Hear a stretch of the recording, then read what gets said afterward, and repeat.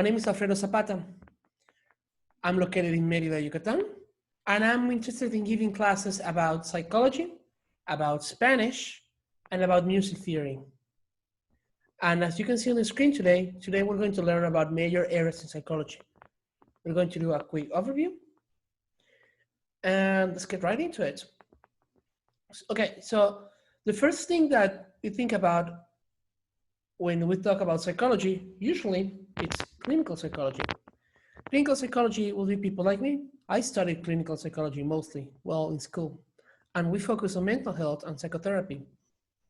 We use different perspectives and theories to treat patients. So in broad strokes, what happens in clinical psychology is that you have an individual, or sometimes small groups of people, but it's usually an individual, and the patient talks with the therapist, and the therapist talks back to them, and there's like a feedback loop that happens there in which the therapist helps the patient find better ways to deal with their own problems. All right? Sometimes they also do research about new methods, but it's usually practice. This is in contrast to social psychology. Social psychology is almost exclusively used for research purposes, but they sometimes do social programs. They try to understand how our cognition is affected by other people. In other words, how we are all alike.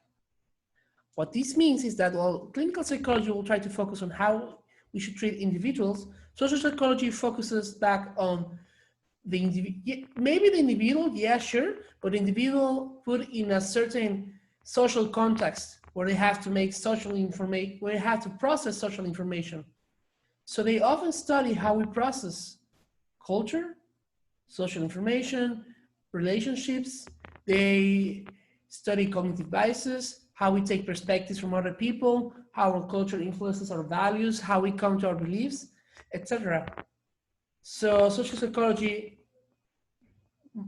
a more technical definition would be how a person studies how a person is influenced by the imagined presence or the real presence of other people. Now, to another area, organizational psychology. Organizational psychology focuses on workplace processes. And unfortunately, not all human resources departments have organizational psychologists, but I think they should. This is because the organizational psychologists will study recruitment and selection processes, which are really important to choose good candidates for any given job position. They will also study motivation and performance in the workplace, which helps workers have better performance, sure, but they will help workers feel better in their workplaces, and they will help employers have more productive workplaces as well. So this is why it's really important to have organizational psychologists. Depending on your country and your area, this might be common, but it's not as common in other places.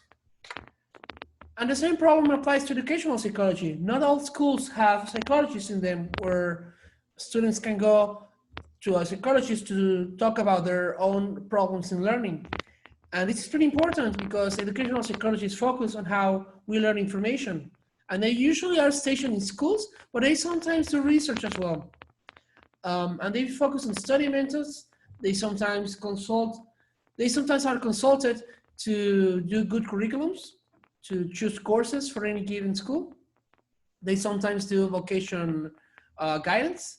They help students, especially in higher grades, think about why they want to study in their majors and in university. And yeah, it's also depending on the area, this might be something common, but it might also not be something common, which I think is unfortunate.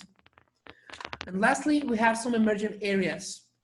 Emergent areas like criminology, which yes, it does study crime and how criminals think, but there's a bigger area in victimology, which studies how victims process their traumas, how they deal with the judicial processes of how the judicial process treats them, and how they are sometimes victimized again when being in this process, which is something new in psychology, and I think it's also a very cool area.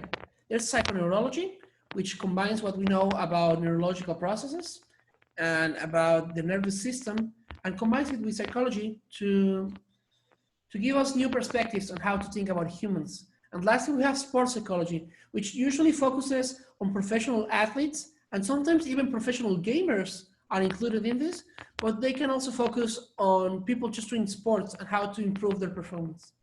Okay, and these were some very quick overviews on the major areas in psychology and some emergent views on it, and I hope you enjoyed it.